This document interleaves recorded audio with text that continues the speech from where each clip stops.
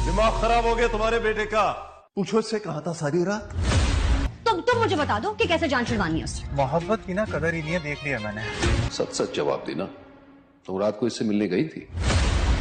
मेरा बेटा, यानी तुम्हारी जिंदगी में जब भी कुछ गलत होता है वो मेरा कसूर होता है। देखो वो लड़की तुम्हारे लिए ठीक नहीं है। उसने कभी जिंदगी में कोई नॉर्मल चीज नहीं की है। कभी गाड़ी जला देता है, कभी सारी सारी रात घर के बाहर खड़ा रहता है।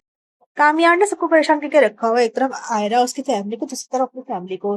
जब वो पूरी रात घर नहीं आता तो उसके वालिद साहब उसको ढूंढने के लिए पुलिस को कंप्लेन कर देते हैं। जब पता लगा जाता है तो आयरा के घर के बाहर की लोकेशन मिलती है।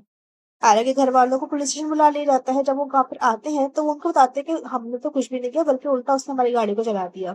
लेकिन पुलिस वाले हैरान होते हैं कि उन्होंने कोई कंप्लेन नहीं करी। मुझे जाने जब कामयार से राब्ता होता है, कामयार पुलिस स्टेशन आता है तो वो उनसे यही कहता है कि इन लोगों की कोई गलती नहीं, आपको जाने से सब कुछ मेरी वजह से हुआ है।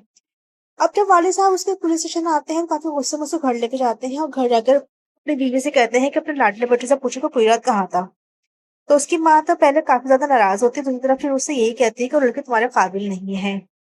दूसरी जानिब आयरा काफी ज्यादा परेशान है, वो मैंने से यही कह रही है कि मैं किस तरह से उससे जान पीछा छुड़ाऊं, इसलिए कि वो तो कोई काम सीधा करता ही नहीं है। कभी वो गाड़ी को आग लगा देता है, कभी पूरी रात हमारे दरवाजे पे खड़ा रहता है। तो मुझे बताओ मैं किस तरह से उसे जान छुड़ाऊं।